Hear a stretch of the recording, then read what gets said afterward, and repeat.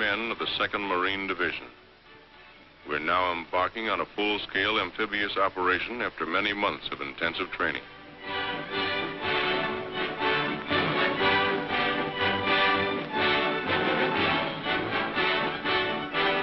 The transports are combat loaded. The ships of the Navy and Coast Guard form our convoy. Squadrons of carrier planes cover us in the sky. Several days from our destination, a destroyer brings us sealed orders.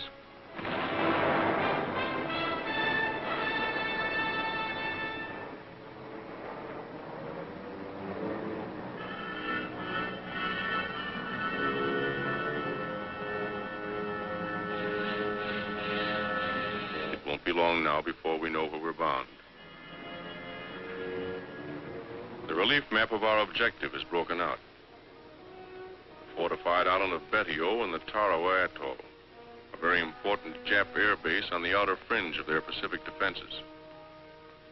Our platoon leaders started explaining the terrain to us. By the time they were finished, we knew that island and its reefs as well as we knew our own backyards. We built more machine gun ammunition.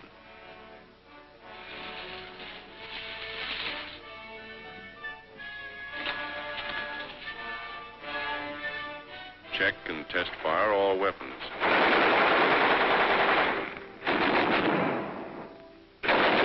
Exercise helped to relieve the tension.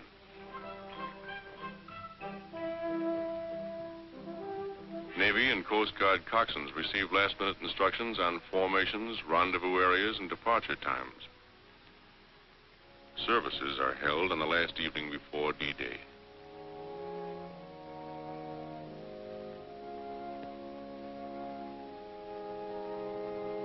We liked listening to Father Kelly. He'd been with us at Guadalcanal. He had a way of saying what we wanted to hear.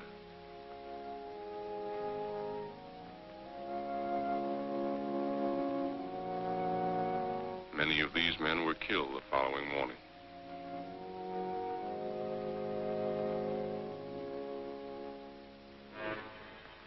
We are ready. D-Day. This is the day we attack. Long before daylight, we're over the side into amphibian tractors and landing boats.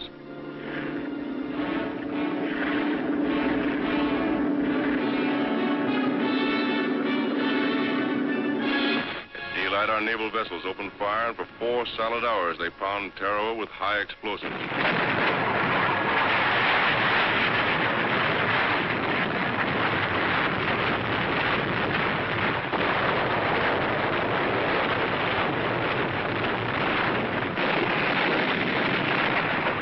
Everything went like clockwork.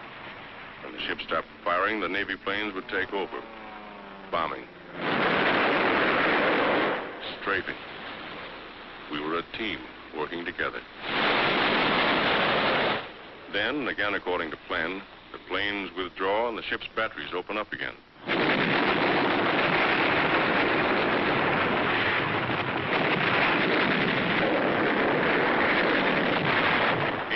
The hour we attack is getting close. For 3 days before we moved in, over 4 million pounds of explosives had been dropped on the island. It didn't seem possible that anyone could live through that bombardment.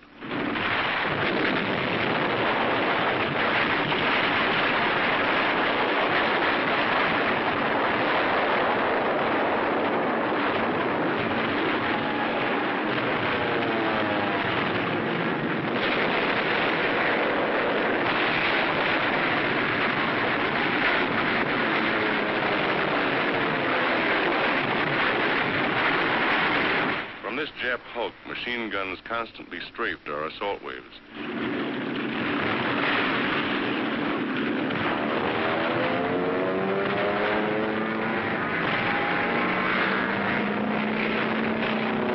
We bombed them out twice, but each time a new crew took over. One of our planes scores a direct hit.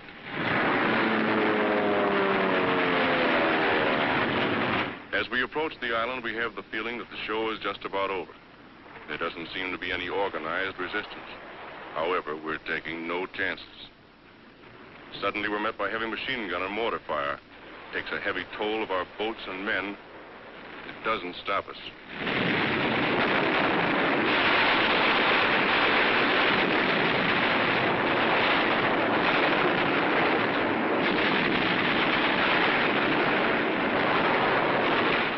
our way onto the beach.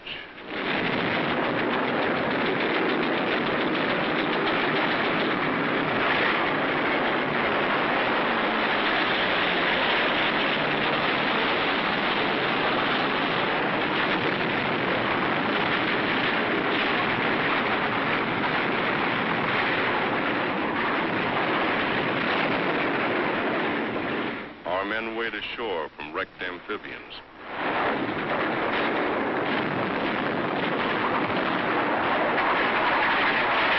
A long pier extending across the fringing reef gives protection to a lot of our boys on the way in. We have a pretty good toehold on the beach, but Jap fire pins us down for hours.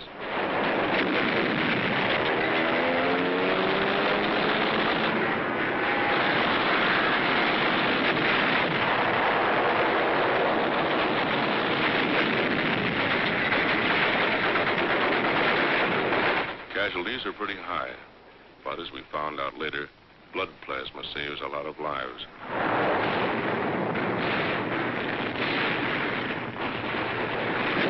When reinforcements arrive, we start moving up.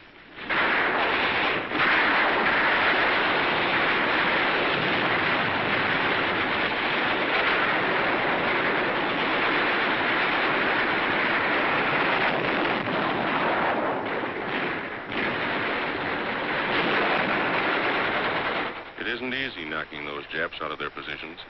They're hidden in trees, behind revetments, buried pillboxes, bomb-proofs, bunkers.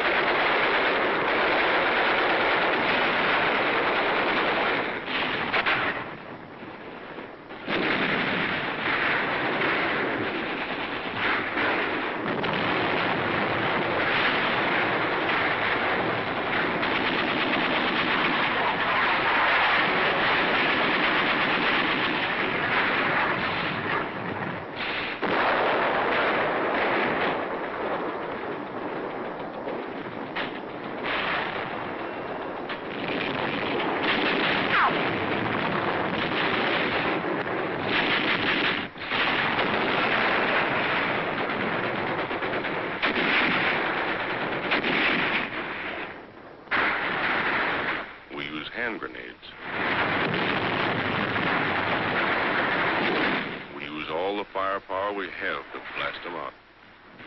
Our rifle fire is deadly. So are the flamethrowers and the mortars. The enemy breaks from cover.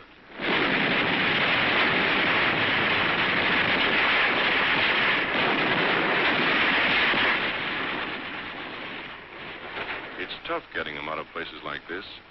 We can never be sure where their snipers are placed. We take it slow, easy.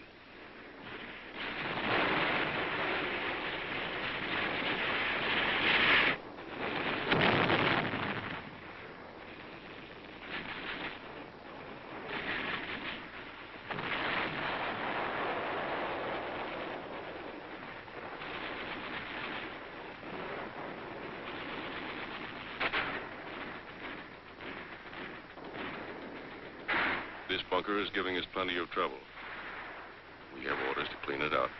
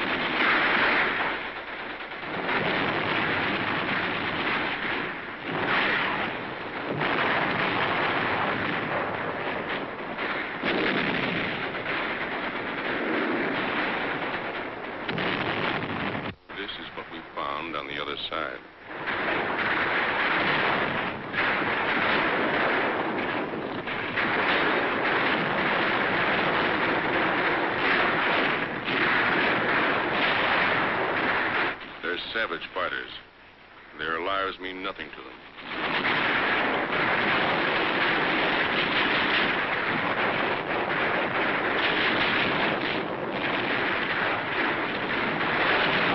One of our boys is hit.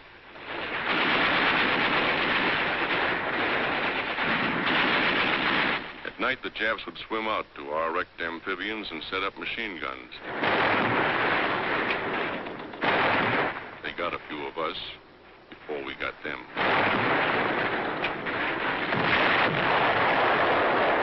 Commanding officer of the assault troops confers with his staff. One of our medium tanks remains in operation.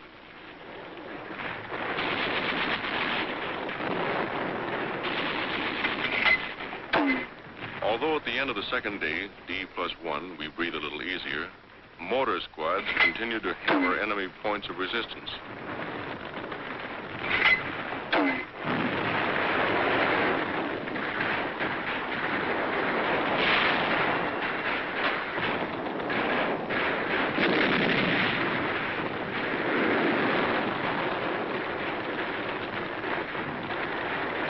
By this time, we know the Japs are licked.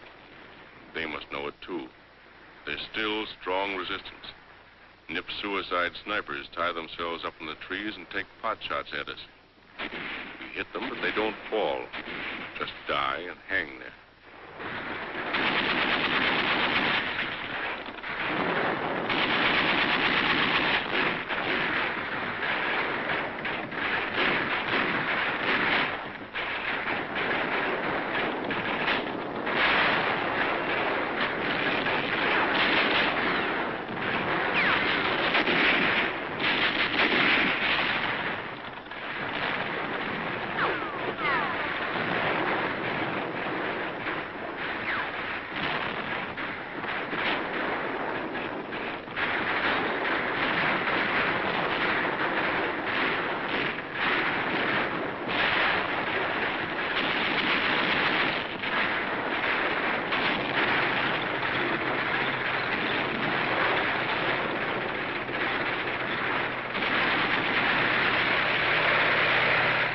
Tank moves up the airstrip.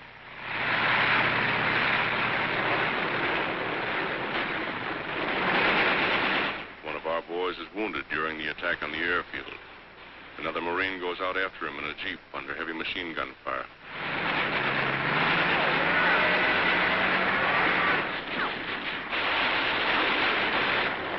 Back at the beach, there's constant activity. Amphibians tow in fresh supplies, food, ammunition, guns.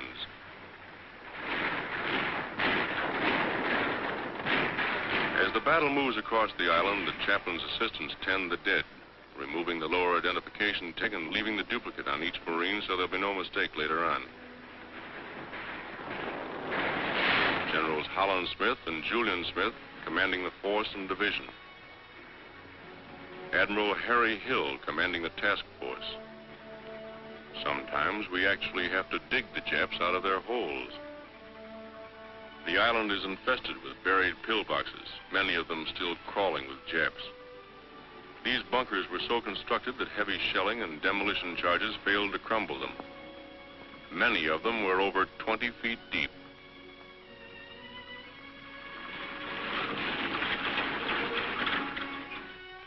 Our first prisoners.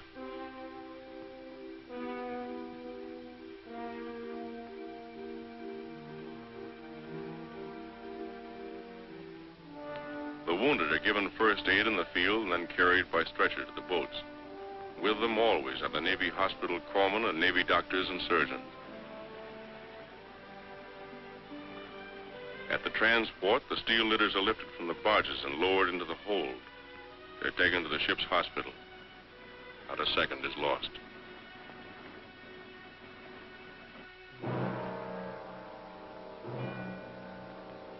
These are Marine dead. This is the price we have to pay for a war we didn't want. And before it's over, there'll be more dead on other battlefields.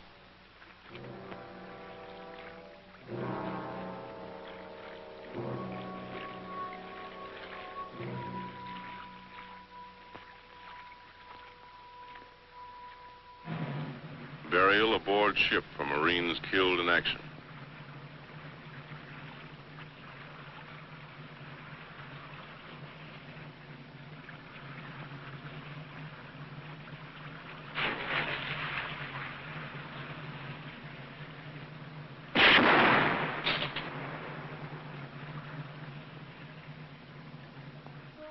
Just to make sure they're not concealing weapons, the prisoners are lined up and their clothes cut away.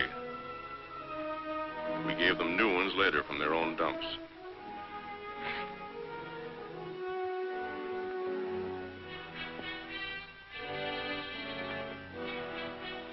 The rest of the island's defending force is dead. None escaped.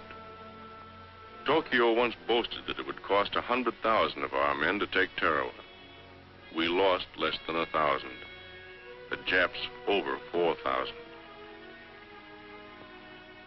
A wounded Jap soldier. We took very few of these. Most of our prisoners were Korean laborers. One of our officers captured these Japs from a disabled landing boat. Prisoners carry their own wounded to the pier for evacuation. Captured Jap water. This is the first chance the boys have had to wash since they got on the island. Gunfire from our warships knocked these big guns out early in the bombardment. These were English Vickers guns captured by the Japs in Singapore.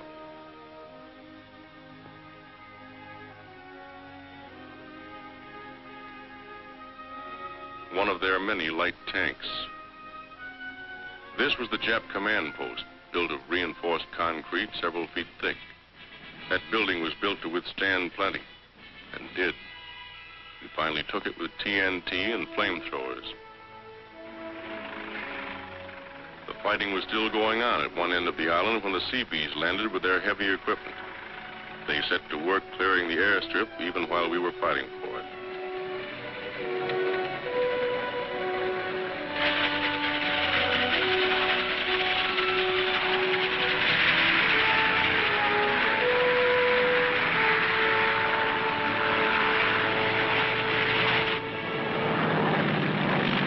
The first plane landed just 24 hours after the Seabees had started to work.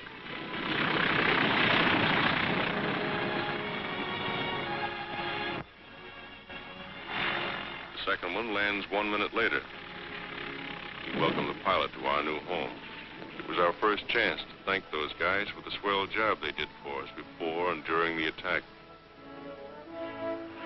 On D+4, our relief came in. Maybe you think we weren't glad to see them.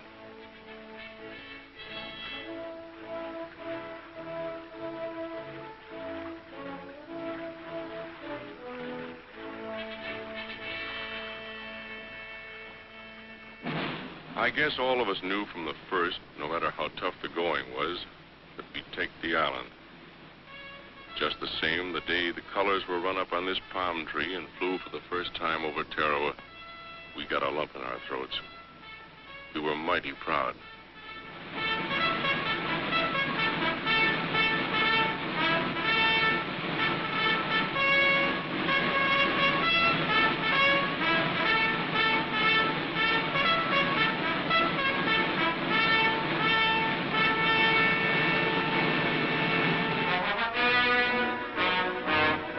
These are the Marines who took Tarawa.